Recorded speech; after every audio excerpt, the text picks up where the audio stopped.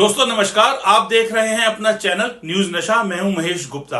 आज हम बात करेंगे उस मुद्दे की जिसने न्यायपालिका पर कई गंभीर सवाल खड़े कर दिए हैं। मुकेश अंबानी को उनके वंतारा प्रोजेक्ट के मामले में अदालत से राहत मिल गई है और वो भी बहुत तेजी से। सवाल ये उठता है कि क्या एक आम आदमी को अदालत में सुनवाई के लिए जब सालों साल इंतजार करना पड़ता है तो देश के सबसे बड़े उद्योगपति को इतनी जल्दी न्याय क्यों मिल जाता है? क्या यह सिस्टम की खामी है? क्या यह वीआईपी जस्टिस का मामला है या फिर हम बेवजह जरूरत से ज्यादा शक कर रहे हैं? आज हमारे साथ चर्चा में जुड़ रहे हैं हरिकेश कुमार जी। सर नमस्कार। सर आज एक इंटरेस्टिंग इशू ये है कि लोगों को, आम आदमी को सालों साल न्याय नहीं मिलता। कई बार तुमने देखा है कि 42 साल 45 साल लग गए फैसला आने में, चाहे फैसला किसी भी तरफ हो। लेकिन जब किसी देश के बहुत बड़े उद्योगपति का मामला होता है तो सर फटाफट गोली के जैसे काम होता है। सर कि जो रिलायंस फाउंडेशन की पशु बचाओ और पुनर्वास पहल, यानी कि उसका नाम है वंतारा, जो कि रिलायंस के जामनगर रिफाइनरी परिसर में करीब 3000 एकड़ में फैली हुई है सर, इसको सुप्रीम कोर्ट से क्लीन चिट मिल गई है। सुप्रीम कोर्ट में 2 पीआईएल दाखिल हुई थी और उनमें आरोप था कि ये जो वंतारा है इसमें वित्तीय अनियमितताएं हैं, पशुओं की तस्करी के आरोप थे, पशुओं को अवैध तरीके से खरीदने के आरोप थे, पशुओं के साथ गलत व्यवहार करने का आरोप था, उनके देखभाल करने का आरोप था कि देखभाल नहीं होती है। तो इसको लेके जो है जब सुप्रीम कोर्ट में पीआईएल 2 दाखिल हुई थी तो सुप्रीम कोर्ट ने 25 अगस्त को एक एसआईटी बना दी थी। और एसआईटी में सर उन्होंने सुप्रीम कोर्ट के जो पूर्व जज हैं जस्टिस जे चलमेश्वर उनका रखा था, जो कि उसको हेड करेंगे एसआईटी को। उसके बाद जो है उत्तराखंड के जो पूर्व चीफ जस्टिस हैं जस्टिस राघवेंद्र सिंह चौहान, उनको शामिल किया गया था। मुंबई के पूर्व पुलिस कमिश्नर हेमंत नगराले, उनको शामिल किया गया था। और एक आईआरएस ऑफिसर अनीश गुप्ता को। कहने का मतलब है कि इतनी बड़े बड़े नामों की, इतने बड़े अधिकारियों की जो है, इतने बड़े जो चाहे बेशक से उसमें 3 लोग जो हैं वो अपनी सर्विस से रिटायर हो चुके हैं, लेकिन बहुत बड़ा नाम है, बहुत बड़ा उनका पद रहा है। तो इतनी बड़ी कमेटी बनाई गई थी। उस कमेटी ने 20 दिन के अंदर ही अपनी रिपोर्ट दे दी और रिपोर्ट के अंदर बिल्कुल क्लीन चिट। सर सवाल ये उठता है कि सर जब आम आदमी को अदालत में सुनवाई के लिए सालों साल इंतजार करना पड़ता है तो सर देश के सबसे बड़े उद्योगपति को इतनी जल्दी न्याय क्यों मिल जाता है? सर क्या इस सिस्टम की खामी है? क्या ये वीआईपी जस्टिस का मामला है या फिर हम कहें कि जरूरत से ज्यादा हम शक कर रहे हैं? नहीं मैं सर, मैं तो इस बात के लिए आपके लिए कहूँगा कि ये ठीक हुआ है, जल्दी मिला है, कोई ऐसा बड़ी बात नहीं है। क्योंकि ये मसला किसी के जीवन मरण और इससे रिलेटेड था नहीं, ये वहाँ की अनियमितताओं से रिलेटेड था, वहाँ की खराबियों की वजह से था, या जो भी पीआईएल दाखिल हुआ था उस पीआईएल दाखिल की जानकारी के लिए या वहाँ पर जो जांच होनी थी, जो कमेटी गठित की गई थी, उस कमेटी की रिपोर्ट के आधार पर ही न्याय मिलना था। कोई ऐसा उसमें एफआईआर लॉन्च होना, फॉरेंसिक रिपोर्ट ला जाना या तमाम ऐसे जो कानूनी दांवपेच होते हैं उनकी बात यहाँ पर थी नहीं।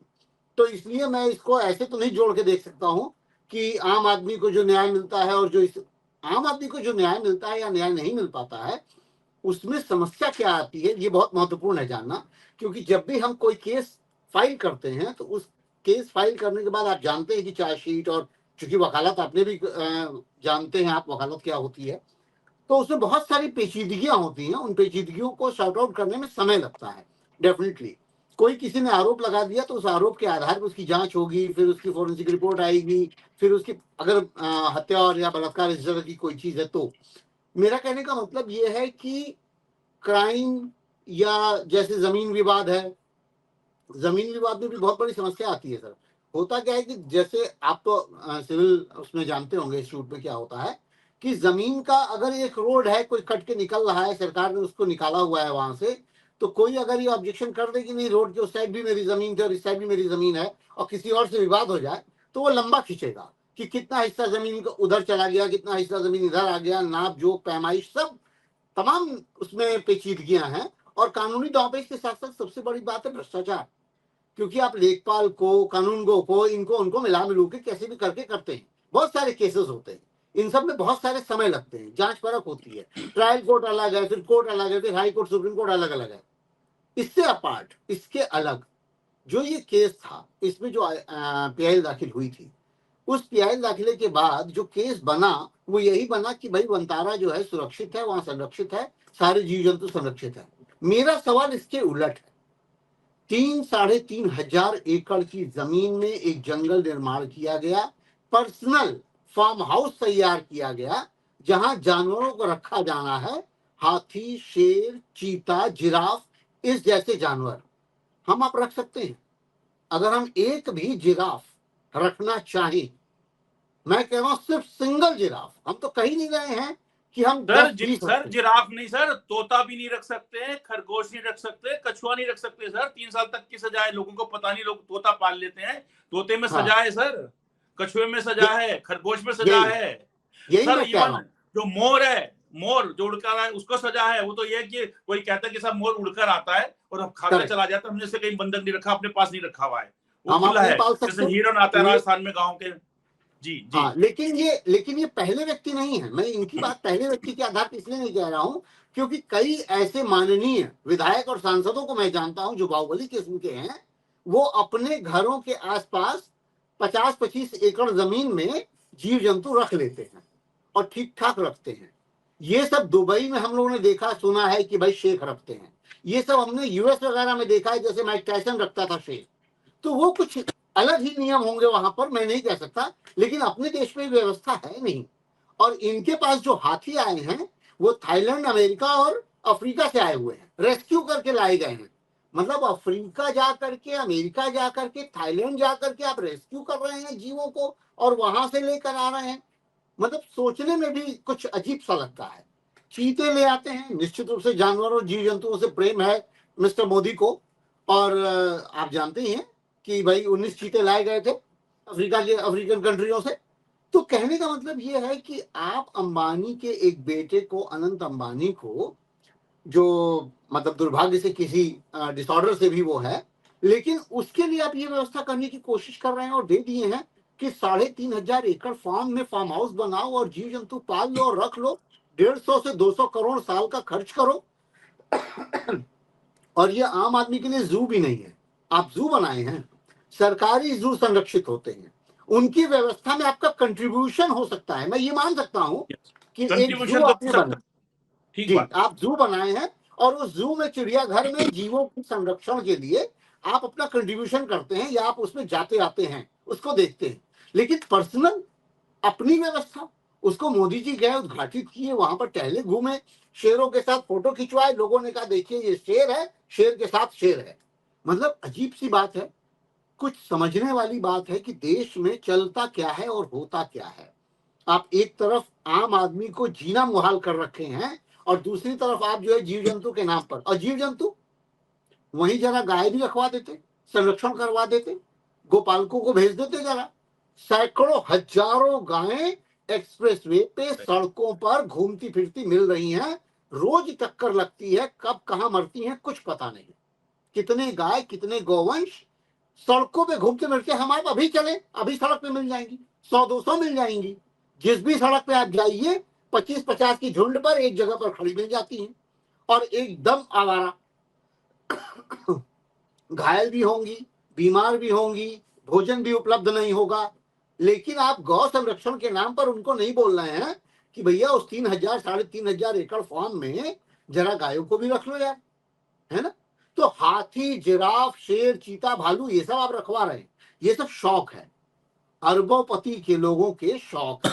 अपने ही देश में उन्होंने एकदम नंगा करके दिखा दिया कि अगर बाहुबल, धनबल, शक्ति है तो आप कुछ भी कर सकते हैं। मैं वनतारा की इस बात से ही विरोध में हूं कि वनतारा आप बना कैसे सकते हैं। आम आदमी के लिए देखने के लिए है नहीं वो। अभी आगे उम्मीद की जा रही है कि वनतारा खोला जाएगा। ऐसे ऐसे सवाल, ऐसी ऐसी चीजें आती हैं कि पूछिए मत। 4,000 करोड़ रुपए का रोपवे दिया गया है अडानी को, सोनप्रयाग से केदारनाथ तक।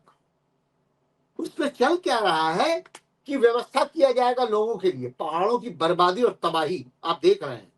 एक सर तरफ बुरा आप जीव संरक्षण की बात कर रहे हैं, नेचुरल संरक्षण की बात कर रहे हैं, क्लाइमेट कंडीशंस को बेहतर करने की बात कर रहे हैं, और दूसरी तरफ पहाड़ों को खोद खोद के तबाह कर दे रहे हैं। जो इस बार हुआ है, अगर हमारी आपकी निगाह में वो चढ़ा भी है तो जरा सोचिए किस कदर तबाही मची है। मची हुई है आए सर। दिन से छोड़िए, अभी 2 दिन पहले ना देहरादून और ऋषिकेश जैसी सर जगहों पर देहरादून, ऋषिकेश सब पानी से भरा पड़ा है, और जो हरिद्वार से नेपाली फार्म से रास्ता जाता है देहरादून का, वो सारा टूट गया है। देहरादून से जो मसूरी का रास्ता है वो सारा टूटा पड़ा हुआ है। वहां पे कल पुलिस ऐलान कर रही थी कि जो जितने भी यहाँ पे टूरिस्ट हैं, 2 दिन लगे चाहे 5 दिन लगे, उनको रुकना पड़ेगा, घबराए ना। मतलब जो मसूरी रोड है उस पर कभी ऐसा नहीं होता था, जो बद्रीनाथ रोड है उस पर तो होता था, वो सारा टूटा पड़ा हुआ है। चंद्रभागा पुल, वहां पानी भरा हुआ है। ऋषिकेश के अंदर अगर हम देखते हैं, घाट घाट में सारा पूरा पानी आ चुका है। उसके अलावा एक बड़ी समस्या है कि टिहरी डैम से भी कल पानी छोड़ा गया है, और टिहरी डैम से तो पानी छोड़ना पड़ेगा चाहे नीचे कुछ भी हो, अदरवाइज डैम में एक बहुत बड़ी समस्या आ जाएगी। वो डैम में बहुत बड़ी समस्या आ गई तो पूरा उत्तराखंड और यूपी लपेटे में आ जाएगा, तो वहां से पानी छोड़ने की भी एक समस्या है। वो उन्होंने भी छोड़ा, और आगे कितना छोड़ते हैं वो देखने वाली बात है। तो सर ये भाई तो बिल्कुल टिहरी डैम में सारा जब पानी सिस्टम बढ़ेगा, वातावरण का जब बिल्कुल जो है सब बिगड़ा पड़ा है। और ऐसे अंदर अगर आप सैलानी है, चाहे भक्त हैं, बद्रीनाथ जा रहे हैं, चाहे वो पैदल जाने की व्यवस्था है, चाहे कार से है, चाहे टट्टू से है, चाहे खच्चर से है, आप जो मर्जी करें, लेकिन पेड़ों को पहाड़ों को ना छेड़ें। ये तो मैं सर बहुत जरूरी हो चुका है। एक बहुत महत्वपूर्ण बात कह रहा हूं कि 75 साल के आज हुए हैं प्रधानमंत्री नरेंद्र मोदी, और एक पेड़ माँ के नाम पे एक कैंपेन चलाए थे, याद करिए, जी एक पेड़ माँ के नाम पर लगाया कैंपेन भी। चलाए थे। और उत्तर प्रदेश में एक दिन में 26 जाने 27 करोड़ पेड़ लग गए। ये एक दिन में लगवा दिया योगी आदित्यनाथ जी ने। हमको समझ नहीं आया कि एक दिन में 27 करोड़ पेड़ लगे कैसे, और वो लगे हैं तो कहां लगे हैं। तीसरी महत्वपूर्ण बात सुनिए, आपने जंगल दे दिया है कहां पर, भागलपुर में पूरा का पूरी जमीन आपने दे दी है, वहां आम के 10 लाख पेड़ हैं। एक पेड़ माँ के नाम पे 10 लाख माओं को आप कत्ल करने जा रहे हैं, सीधी सी लाइन है। आपने कहा ना कि बिल्कुल माँ के नाम पर एक पेड़, और 10 लाख पेड़ आप काटेंगे तो 10 लाख माओं को आप वो कर देंगे, खत्म करेंगे। यानी आप क्या करना चाह रहे हैं समझ में नहीं आता। और 1 रुपए के भाव से खबरें लगातार चल रही हैं, 1 रुपए के भाव से आपने जमीन वो दी है अडानी को, वहां पर पावर प्लांट लगाने के लिए या जो कुछ भी करने के लिए। पावर प्लांट वहां लगेगा, आप वहां पर पावर प्लांट जनरेट करेंगे, पावर वहीं बेचेंगे, उन्हीं के लोगों को बेचेंगे। और बेचेंगे कैसे आप ये भी जानते हैं, सस्ते दामों पे तो बिकेगा नहीं, फ्री तो होगा नहीं। सेम चीज रोपवे पर, वहां फ्री नहीं होगा। सेम चीज मध्य प्रदेश में, छत्तीसगढ़ में, राजस्थान में, जगह जगह जहां आप चाह रहे हैं वहां जमीन की बेदखली कर दे रहे हैं, जहां चाह रहे हैं वहां पेड़ काट के नस्ते नाबूद कर दे रहे हैं। और वनतारा पे ढोल पीट रहे हैं कि वनतारा बहुत अच्छा किया जा रहा है, जानवरों की सुरक्षा के लिए किया जा रहा है, इन्वायरमेंटल किया जा रहा है। क्या करना चाह रहे हैं? एक हाथ से आप कुछ और बोलते हैं, दूसरे हाथ से कुछ और बोलते हैं। कंफ्यूजन नहीं पैदा होता है क्या? कंफ्यूजन भी पैदा होता है ना। हरिकेश जी, मैं एक चीज बताना चाहूंगा कि बेशक से आपने जो है ये बोला कि यहाँ पे कोई एफआईआर नहीं है, ऐसा कुछ नहीं है, सिर्फ जल्दी रिपोर्ट आ गई। सर एक जो हमारे पूर्व चीफ जस्टिस थे सुप्रीम कोर्ट के, रंजन गोगोई जी, उस समय वो चीफ जस्टिस थे। तो जिस समय वो चीफ जस्टिस थे तो एक महिला जो स्टाफ है उनका, उसका आरोप लगा था बेहद गंभीर। उन्होंने महिला को फिर बर्खास्त कर दिया था, क्या कि उसके जो आरोप झूठे, उनके लिए कमेटी बनाई थी। वो कमेटी जजों की थी, वो चीफ जस्टिस है तो जजों ने की एक कमेटी बनी थी, उस कमेटी ने फटाफट रिपोर्ट दे दी थी। वहां तो हुआ है सर। उसके अलावा सर सुप्रीम कोर्ट में पिछले 28 साल से कवर कर रहा हूँ, कितनी कमेटियां बनी है। 10-15 दिन, महीना तो सर कमेटी को इसी बात में निकल जाते कि हमारे पास अभी स्टाफ नहीं है, हमारे बैठने की व्यवस्था कहाँ होगी, हमारे को स्टाफ कौन मिलेगा, उसकी पेमेंट कौन देगा, कितना हमें स्टाफ रखना है, कैसे हमें आपस में कोऑर्डिनेट करना है। इन सब चीजों में महीना 2 महीने तो सर इन्हीं चीजों में निकल जाते थे लोगों के। उसके बाद नहीं एक नहीं, डेडलाइन होती थी, वो डेडलाइन वो सर 1 मिनट रोक रहा हूँ, वो कोई बड़ी बात नहीं है। मैं आपको फिर से बता रहा हूँ, सरकारी व्यवस्था में आपके पास पैसा नहीं है ना। अंबानी जी को तो फोन गया होगा कि आपकी कमेटी का खर्चा आ रहा है, 200 करोड़ दे दीजिए। यस, हाँ 200 करोड़ वो तो अंबानी जी दे दिए होंगे, पार्टी आपकी को कहा कमेटी गया। को भी दे दिए होंगे, और 500 करोड़ आपके चंदा फंड में भी दे दिए होंगे। आपको पता है क्या कि भाई नरेंद्र मोदी के पीएम केयर फंड में कितना रुपया है? Who knows?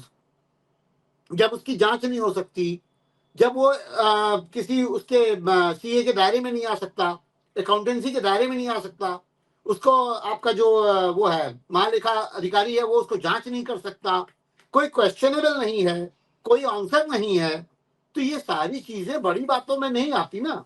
आप सिंपल सी बात समझिए, भाई अनंत, ये बताओ कि तुम्हारी कमेटी के ऊपर खर्चा 200 करोड़ का हो रहा है, वो तुम बियर कर रहे हो? हाँ सर कर रही है, क्या दिक्कत है?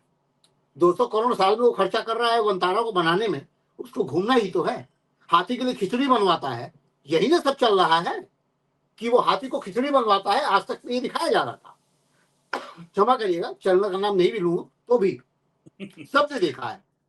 सबने देखा है सर, चैनल का जो एडिटर है वो खिचड़ी खा के स्वाद बता रहा था, कह रहे तो बड़ी स्वाद है हाथियों की खिचड़ी।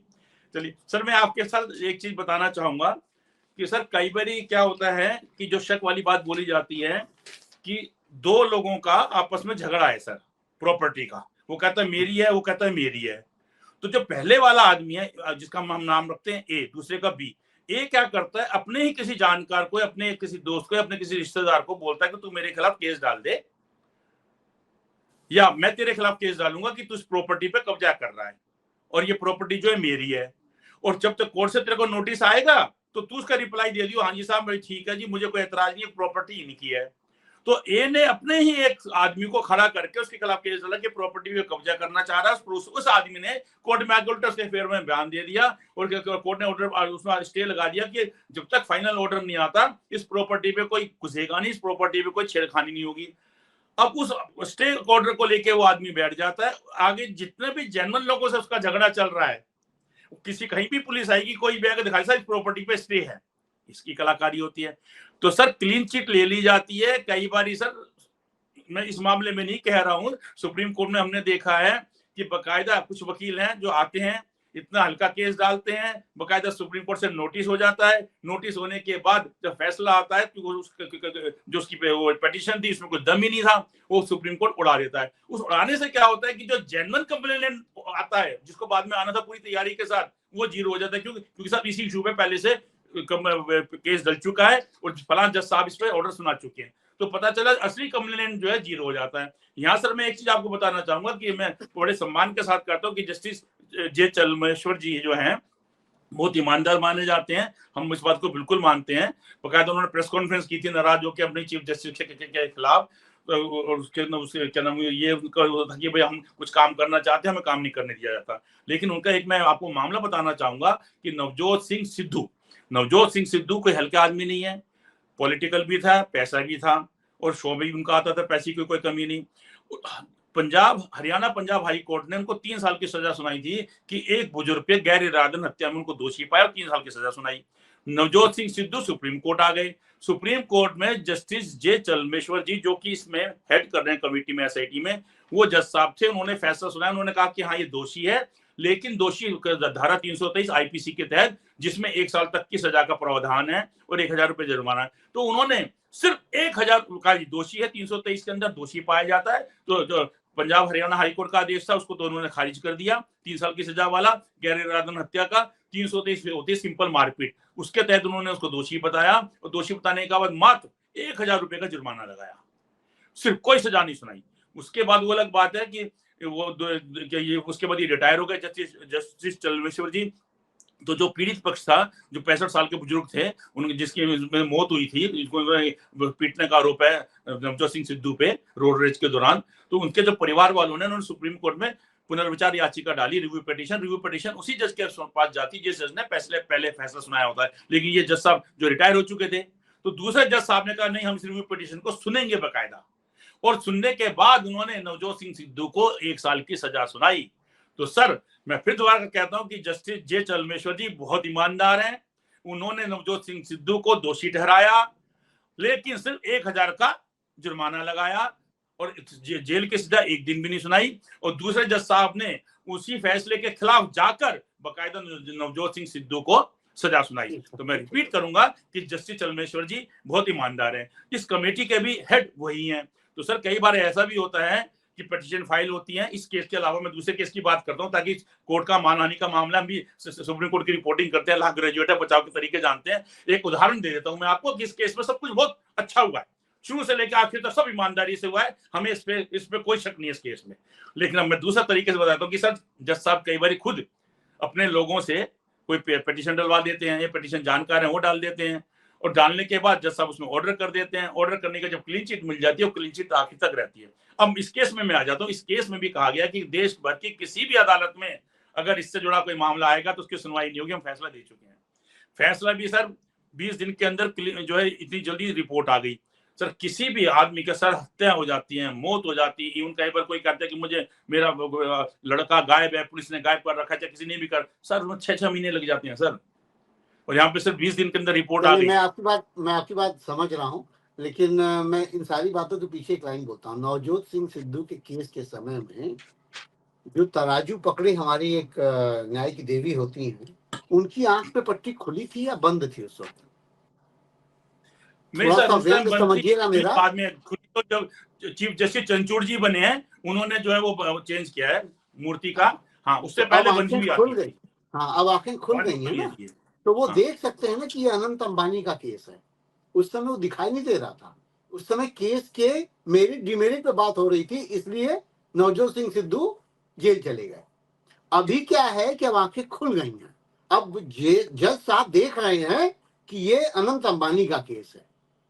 अब उनकी आंखें खुली हुई है। न्याय में समस्या इसी बात से तो होती है शुरू। हमारे आपके समय में जो लॉ ग्रेजुएट हम कर रहे थे, तो उसमें मेजर लाइन यही थी ना कि न्याय होते समय हम देख नहीं सकते कि किस व्यक्ति के खिलाफ केस है, कौन सा व्यक्ति ताकतवर है। हम बराबर तौलेंगे मेरिट और डिमेरिट पर, ठीक है। उसके भीतर तमाम कहानियां थी, खरीद फरोख्त, उल जलूल और ये वो बहुत सारी कहानियां थी। उसको रिमूव करने की बजाय आपने आंख की पट्टी हटा दी। अब आप ध्यान से देखिए कि कौन ताकतवर है और कौन नहीं ताकतवर है, इस पर न्याय दे दीजिए। प्रधानमंत्री मोदी के खिलाफ गोधरा में केस नहीं है, योगी आदित्यनाथ के पास गोरखपुर में केस नहीं है, बहुत सारे केस है ना। चीफ मिनिस्टर और प्राइम मिनिस्टर बनने के बाद वो केस खत्म कैसे हो जाते? क्या अमित शाह के खिलाफ केसेस नहीं थे? वो सारे केसेस खत्म कैसे हो जाते हैं? मानहानि के तमाम शब्दों का प्रयोग जिससे आपका सम्मान एकदम गिरा दिया जाए, क्या अमित शाह और नरेंद्र मोदी जी प्रधानमंत्री होने की वजह से एज ले जाएंगे? उनको कुछ भी बोलने का हक है, वो कुछ भी बोल जाएंगे, कोई फर्क नहीं पड़ेगा। आप खुद सोचिए ना कि अब शब्दों की बौछार क्या नरेंद्र मोदी, अमित शाह एंड पार्टी नहीं करती है? हम आप सब जानते हैं कि आज तक पे चल रहे डिबेट के दौरान सुरेंद्र राजपूत को क्या कहा गया? अरे सर, तो है। एक इशू ये भी रहता है कि क्या अदालतों पर प्रभावशाली लॉबी का दबाव काम करता है, या यह सिर्फ एक संयोग है कि मामला इतनी तेजी से निपट गया? नहीं, मैं मानता हूँ प्रभावशाली लोग दबाव बनाते हैं, बिल्कुल मैं मानता हूँ। वरना किसी को तड़ीपार दिया जाए और किसी को अपने क्षेत्र से न निकलने दिया जाए, ये यूं ही नहीं होता है। क्योंकि अदालतें जानती हैं कि अगर वो फ्री रहेगा तो वो दबाव बनाएगा। इसीलिए किसी को हाउस अरेस्ट किया जाता है, किसी को कहीं रोका। हम आप तो जानते हैं ये क्यों किया जाता है। जजेस जानते हैं कि अगर उसको ज्यादा फ्री छोड़ेंगे तो वो प्रेशर बनाएगा, वो दबाव बनाएगा, चाहे पैसे से, चाहे बाहुबल से, चाहे ताकत से, कैसे भी करके। तो ये सारी चीजें तो होती हैं, इसमें दोहराई नहीं है। लेकिन वंतारा वाले मसले पर मैं बार बार वही कहूंगा कि निश्चित तौर पे अंदर खाने देखेंगे ना, जो कमेटी भी गठित हुई होगी, मैं उस पर भी जाता हूँ। जो कमेटी गठित हुई होगी, अगर उन व्यक्तियों के नामों को आप चेक करेंगे तो पता चलेगा कि वो भी लाभान्वित हुए हैं। वो कुछ ना कुछ लाभ लेकर के उनके लिए रिपोर्ट बनाए होंगे। इसमें मुझे कोई गुरेज नहीं है, क्योंकि कई सारी चीजें आप देखते हैं। जैसे मान लीजिए कि आपको पनबिजली परियोजना बनानी है। बिजली परियोजना के लिए जो गठित की जाती है टीम, बाद में आपको पता चलता है कि वही व्यक्ति जो है वो उस कमेटी में भी था और वही व्यक्ति उसका अधिकारी भी बन जाता है, जिसके लिए वो जांच कर रहा होता है। यानी मान लीजिए कि हमको अपना कोई प्रोजेक्ट पास करना है, तो हम ही अपने किसी व्यक्ति को उस कमेटी का हिस्सा बनवा देते हैं और फिर ही उसी व्यक्ति को सीनियर पोजीशन पे ले लेते हैं। तो ये सारी चीजें खेल में होती हैं। वो चाहे लॉर्सन जुब्रो हो, चाहे वो तमाम जो एल के अलावा तमाम ऐसे सेक्शंस हैं, चाहे वो जेमन इंडिया, कुछ कई सारी कंपनीज हैं जो ये सब काम करती हैं, उन अधिकारियों को चिन्हित करके रखती हैं। तो मेरा ये मानना है कि थोड़ा और रिसर्च करने की जरूरत पड़ेगी कि जो कमेटी में लोग शामिल थे वो लोग कौन कौन हैं और उनको कहां कहां पर चिन्हित किया जाए। मैं पक्का बता रहा हूं, लाभान्वित होंगे और आगे भी लाभान्वित होंगे कि भैया वंतारा को इन्होंने क्लियर कर दिया। क्योंकि छोटा मोटा प्रोजेक्ट तो है नहीं ना वंतारा।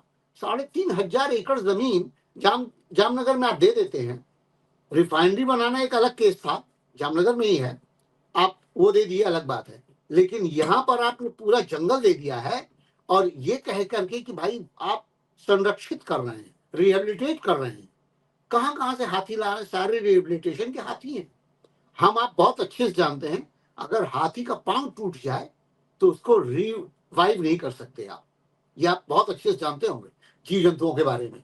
अगर गाय एक बार बैठ जाती है, जिसको बिसुकना हम लोग क्षेत्रीय भाषा में कहते हैं, बैठ जाती है तो वो जान से जाती है, इसीलिए उसको खड़ा किया जाता है बांध करके। और हाथी का अगर पांव टूट गया तो संभव है क्या कि हाथी का हड्डी जुड़े और फिर हाथी वापस चलने लगे? कौन से रेस्क्यू की बात कर रहे हैं आप?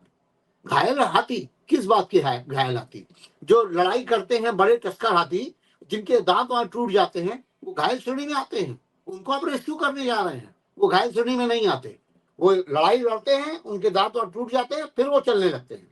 अगर उनके शरीर का कोई हिस्सा ऐसा नुकसान कर जाए जिसमें हड्डी वड्डी टूट जाए तो हाथी बचता नहीं है, मर जाता है। ये बात बहुत बेहतर जानकारी के आधार पर मैं कह रहा हूं। और जंगल के बारे में, रिसर्च के बारे में अगर वनतारा बनाया गया है तो उसको सरकार संरक्षित क्यों नहीं कर रही है? गवर्नमेंट उसको क्यों नहीं हस्तगत कर रही है? ये भी सवाल बहुत बड़ा है। आप समझिए बात को, जितने भी रिजर्व फॉरेस्ट है वो सब गवर्नमेंट के है ना, चाहे वो राजाजी नेशनल पार्क हो, दुधवा नेशनल पार्क हो, कान्हा किसली हो, सरिस्का हो, रणथंभौर हो, कोई भी पार्क, गिर फॉरेस्ट हो, ये सब सरकारी फॉर्म है या सरकारी रिजर्व वो एरिया है। आपने कहां से 3,000-3,500 एकड़ जमीन दे करके स्पेशल जीव जंतुओं को छोड़ दिया है? तब तो फिर आम आदमी भी केस करने लगेगा, भाई हम भी तो जीव संरक्षित कर दिए, हमने भी बचा लिया, आप उनको छोड़ देंगे? कैसे छोड़ेंगे? ये सवाल बहुत बड़ा है, इसको छोटा मोटा तो स्तर पर मैं देखता ही नहीं हूं। आप एक तरफ जहां पर सरकारी संरक्षण से विमुख हो रहे हैं, आप प्राइवेटाइज में जा रहे हैं। किस किस चीज को प्राइवेटाइज करेंगे आप? हर चीज प्राइवेटाइज करते जाएंगे। देश हमारा अभी झेलने की स्थिति में है नहीं। हमारे देश की जनसंख्या 140 करोड़ से ज्यादा है। हमारे देश में 80 करोड़ को आप रोज खाना देते हैं। हमारे देश में अभी वेलफेयर स्टेट की ही कंडीशन है। हम तुरंत अमेरिका नहीं होने वाले हैं जो आप सपने दिखा रहे हैं कि 2047 तक हम विकसित हो जाएंगे। बहुत महत्वपूर्ण बात कहने जा रहा हूं, सुन लीजिए, बहुत स्पष्ट है। सारे घरों में बिजली पहुंच गई है, सारे गांवों में बिजली के खंभे लग चुके हैं, सारे देश में लोगों को आवास मिल गया है, सारे देश में शौचालय हो गया है, सब कुछ व्यवस्थित है। आपकी इनकम 10 लाख रुपए प्रति वर्ष है, हमारी इनकम 10 लाख रुपए प्रति वर्ष है। नोएडा में जो है आम जनता एकदम सुरक्षित और बहुत बढ़िया जी रही है। पूरा गुड़गांव का विकास हो चुका है, आप देख ही रहे हैं।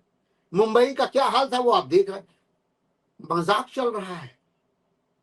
एक दिन आप बोलते हैं कि हम ऐसा सोच रहे हैं कि देश को ऐसा बनाएंगे, अभी आप बना ही रहे हैं, बन नहीं गया है। पुल बहते आपने देखे होंगे, सड़कें टूटती आपने देखी होंगी, लेकिन इन केसेस का कोई मतलब नहीं है। ऐसी व्यवस्था बना दी है कि आप आज चढ़ते हैं मंच पे और बोलते हैं कि हम ये कर दिए, हम ये हो गए, हमारा ये हो गया। 2047 में अगर जीवित रहेंगे तो भाई साहब बोलेंगे हम विकसित हो गए। आप मान लीजिए विकसित हो गए। और वनतारा हमारे पास ऐसी स्थिति में फंसा हुआ है कि आप उसका न्याय 20 दिन में दे देते हैं, और एक नहीं सैकड़ों न्याय, मतलब हमारे आपके पास जानकारी में 50 लाख केस हैं जो आज भी फाइलों में दबे चल रहे हैं। केस चल रहे हैं, व्यक्ति मर जाता है, जिसके खिलाफ केस चल रहा है वो व्यक्ति मर जाता है। न्याय में बहुत बहुत बढ़िया लाइन कही जाती है कि न्याय में क्या होता है कि अगर देर से मिला तो वो न्याय नहीं होता, देर से मिला न्याय भी न्याय नहीं होता। पहली लाइन। दूसरी लाइन कही जाती है कि जब भी केस लड़ता है कोई तो जीतने वाला हार जाता है और हारने वाला मर जाता है। रीजन ये है कि दोनों लड़े, पैसा खर्च किए, समय खर्च किए, व्यवस्था के साथ लड़े, अपनी मानसिक हालत बिगाड़े, तो जो जीता उसके पास भी कुछ नहीं मिलता, वो हारा हुआ जैसा होता है, और इतना खर्च के बाद जो हार जाता है वो मरा हुआ हो जाता है। तो पूरे देश में अपने न्यायिक व्यवस्था को ये समझना तो होगा कि ये बड़ी बातें खाली लाइन कोट करने के लिए कह देने भर से न्याय व्यवस्था दुरुस्त नहीं होती, तो न्याय व्यवस्था को दुरुस्त करना पड़ेगा।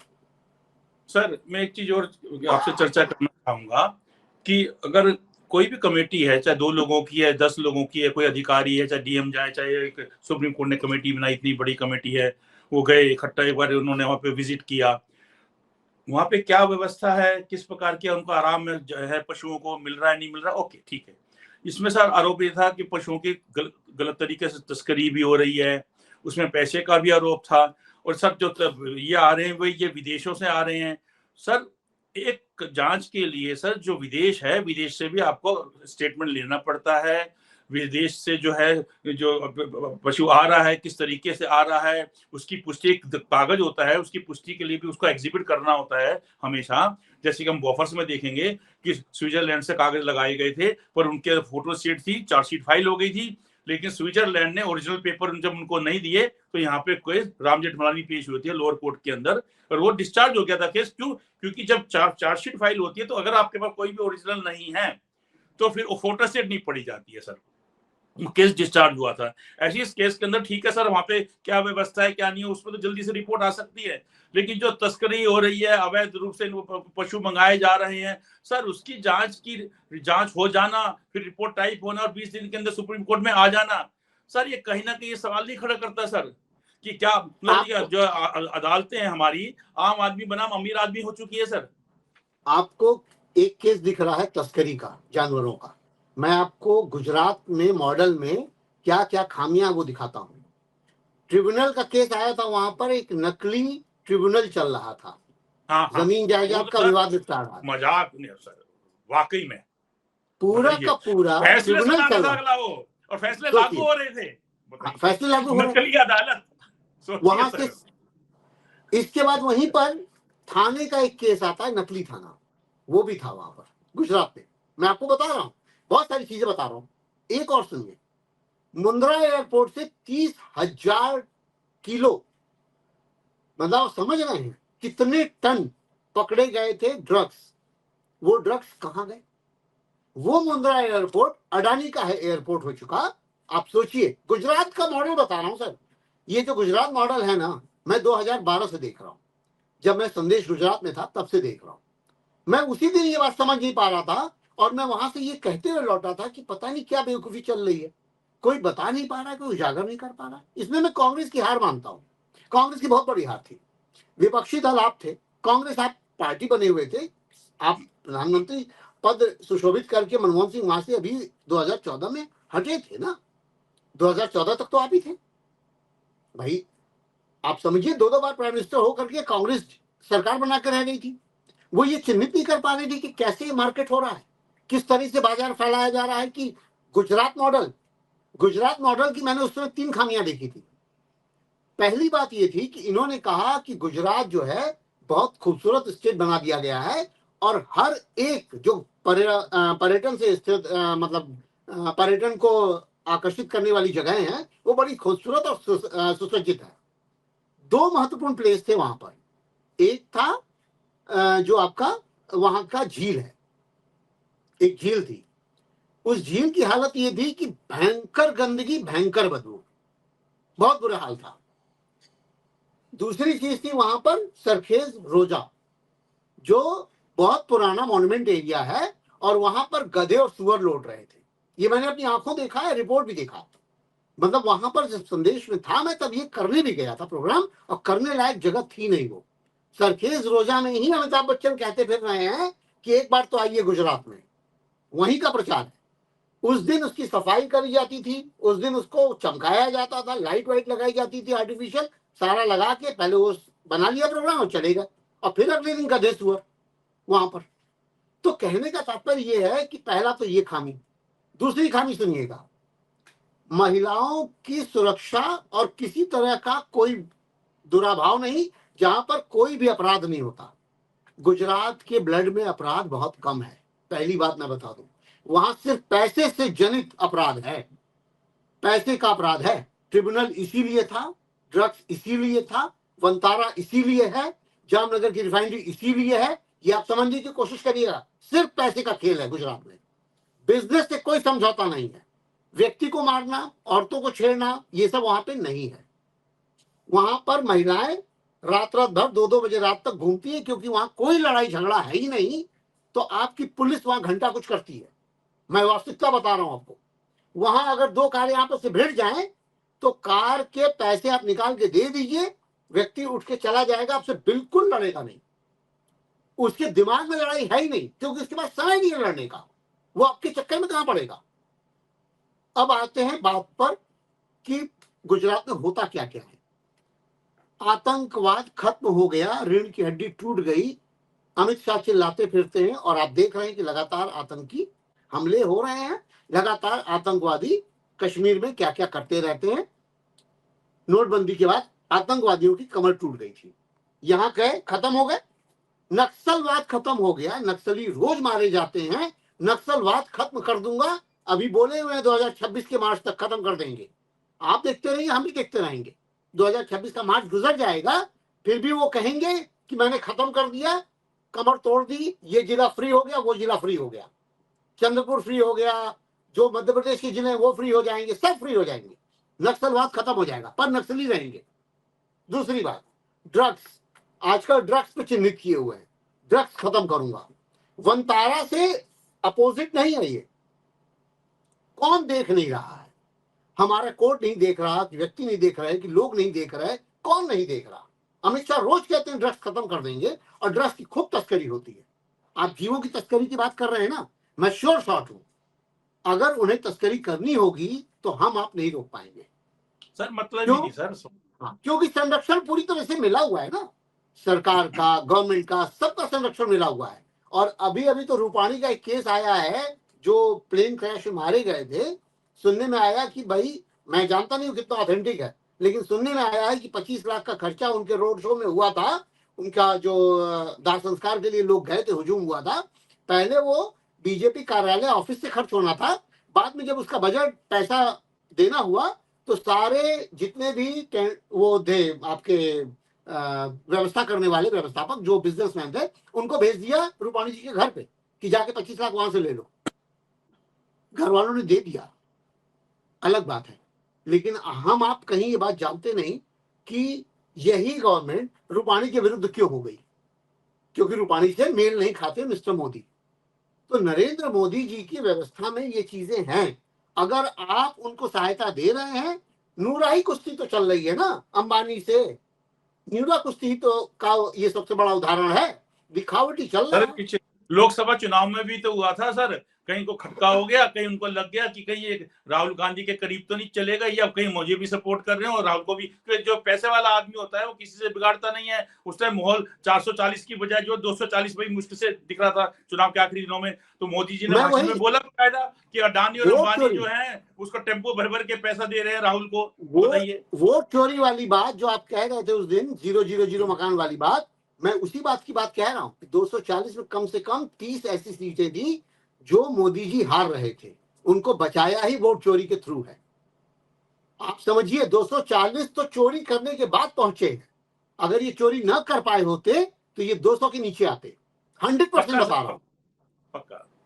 तो ये हम आप जानते हैं कि कहां ये वोट चोरी करते हैं। गाजियाबाद के विधानसभा चुनाव की आप लिस्ट उठा लीजिए, टोटल वोट जो पड़ते हैं और जो टोटल सारे कैंडिडेट पाते हैं वोट, उनको जोड़ के देख लीजिए, उसमें डिफरेंस आपको मिलेगा। 10 अगर चुनाव लड़े हैं लोग, जो उनको वोट मिले हैं और जो टोटल वोट डाले गए हैं, उनमें अंतर मिलता है। हमको ये समझ नहीं आता कि 67%, 70% आज भी इनका विजेता कैंडिडेट कैसे पा जाता है वोट, कहां से मिल जाता है। 70% वोट, समझ रहे हैं? मतलब 100 में 70 लोग आपको ही दिए जा रहे हैं। सर 78%। मैं सर वापस आता हूं वंतारा पे। एक आखिरी सवाल है सर। सवाल ये है कि जो ये पीआईएल दाखिल हुई सुप्रीम कोर्ट में, दो उन्होंने आरोप लगाए वंतारा पे, फटाफट उस पर सुनवाई हुई और एकदम से एसआईटी बना दी गई। एसआईटी में बहुत बड़े बड़े लोगों को रखा गया। उसके बाद उसने फटाफट 20 दिन में रिपोर्ट दे दी। तो सर कुल मिलाकर इस चीज का जो एसआईटी बनी, उसका जो है, जो ये सुप्रीम कोर्ट में केस आया, और अगर केस नहीं आया होता तो क्या वंतारा को या जो उद्योगपति मालिक हैं उनको नुकसान था या फायदा था? मेरा जहां तक अपना मानना है कि सर उल्टा, इस पीआईएल से, इस कमेटी एसआईटी बनने से तो उल्टा जिस प्रकार से क्लीन चिट मिली है वंतारा को, तो सर ये तो सारे के सारे जो जिंदगी भर के लिए कोई भी इस पे शिकायत आनी थी, सब पर पानी फिर चुका है, हमेशा के लिए बुलडोजर चल चुका है। ये तो कहा जाएगा कि उल्टा इस एसआईटी के से बहुत ज्यादा उल्टा फायदा ही फायदा हुआ वनतारा को। नहीं, बहुत स्वाभाविक सी बात है। आप समझिए ना, अगर मोदी जी जा करके उसका उद्घाटन कर रहे हैं तो कहाँ जजेस ये सोच पाएंगे कि हम इस जांच को थोड़ा एग्रेसिवली देखें। यहीं पर लाइन आ जा रही है ना कि कैसे ताकत के आगे कैसे न्याय बिक जाता है। जब अर्थ बोलता है तो सत्य मौन हो जाता है। ये लाइन मैं बहुत स्पष्ट बता रहा हूं। अगर धन बोला तो सत्य मौन होगा ही होगा। तो ये केवल न्याय व्यवस्था का हिस्सा नहीं है, कहीं की भी बात करेंगे आप, ये होना है। पैसा चला ना, वनतारा में पैसा है, उस पैसे को दिया जा रहा है, और किसके लिए दिया जा रहा है मोदी जी खुद उद्घाटित करने जा रहे हैं। शर्म नहीं आ रही आपको कि आप एक व्यक्तिगत तौर पे जू को उद्घाटित करने इसलिए जा रहे हैं, और ये बता रहे हैं, आप बड़े तरीके से बता रहे हैं कि यहाँ पर संरक्षित किए जा रहे हैं जीव।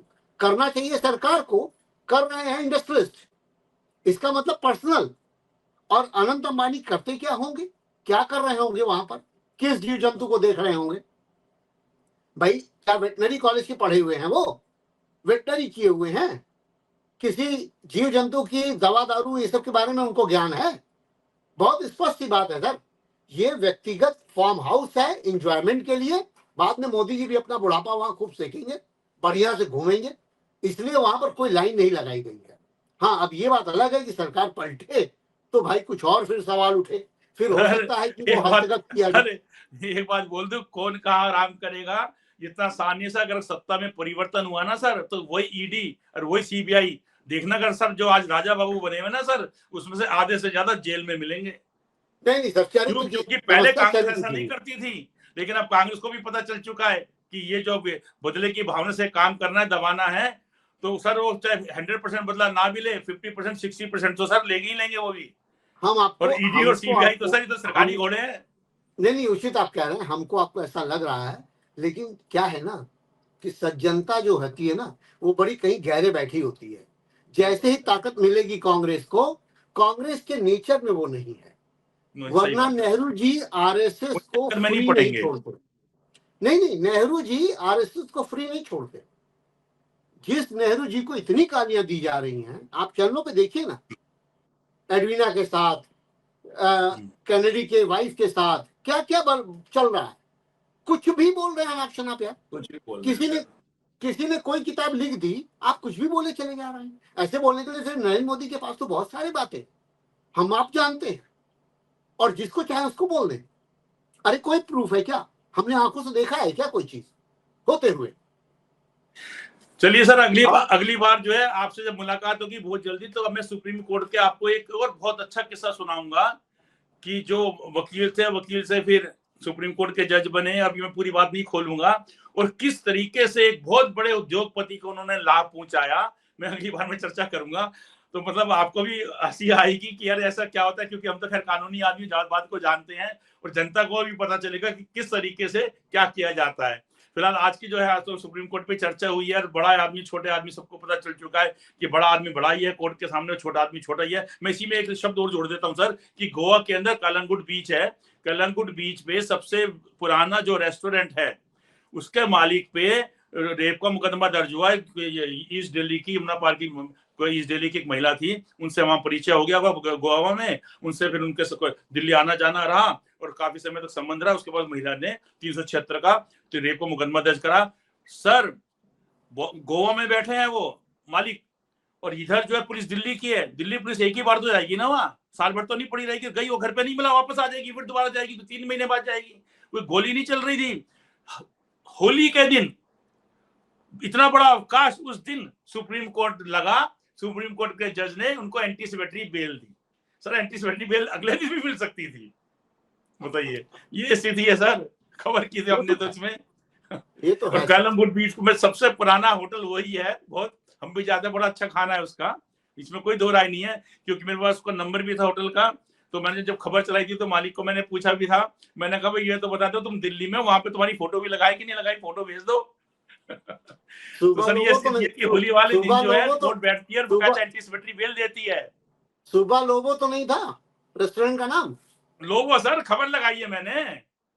हाँ जो लोगो है रेस्टोरेंट, कितना पुराना हाँ रेस्टोरेंट है। और सर ये बताइएगा कि दिल्ली पुलिस अगर उसको अरेस्ट करने कभी गई भी तो घर पे नहीं मिला वो। और इतना बड़ा आदमी है तो ऐसी पुलिस वाले कहेंगे साहब चलो पुलिस में कोई आरोप नहीं लगाते, पुलिस वहां हाँ पे तो गई, घर पे नहीं मिला। तो क्या सर पुलिस वहां पे 6 महीने बैठी रहेगी? पुलिस तो वापस आ जाएगी दिल्ली। तो कौन सी सर गोली चल रही थी एंटीसिपेटरी बेल के लिए कि होली के दिन कोर्ट बैठी है, होली के दिन जजेस बैठे हैं और होली के दिन एंटीसिपेटरी बेल दी गई? बताइए। नहीं चलिए हो छोड़िए सकता सर। है सर, इसमें कोई दो राय नहीं। बीएमडब्ल्यू की वजह से जो अभी एक वो हुआ है, देहांत हुआ एक वित्त मंत्रालय के एक वित्त अधिकारी मंत्रालय का का। अधिकारी, हाँ। अब वहां भी देखिए उस पर भी चल रहा है कि उसको कैसे बेल दिया जाए, कैसे उसकी जमानत दी जाए उस ये महिला अवसर की। होता है सर। चलिए सर, पैसे का तो बहुत दम है लंबी सर। बात होगी, आपसे इंटरेस्टिंग बातें रहती है ना सर, तो समय लंबा खिंच जाता, पता नहीं चलता सर। चलिए बहुत जल्दी फिर आपसे मुलाकात करेंगे सर। नमस्ते सर।